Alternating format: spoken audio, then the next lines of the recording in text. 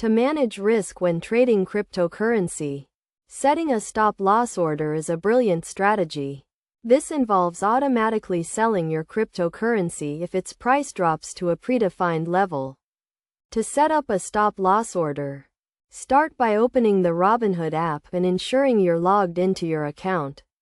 Then, click on the crypto icon at the bottom of the screen and select the cryptocurrency you want to set a stop loss for. All of your cryptocurrencies can be found under a folding section, so choose the one you want to work with, for example, Bitcoin. Next, click on the Sell button, and on the following screen, click on the default order type, which is usually a market order.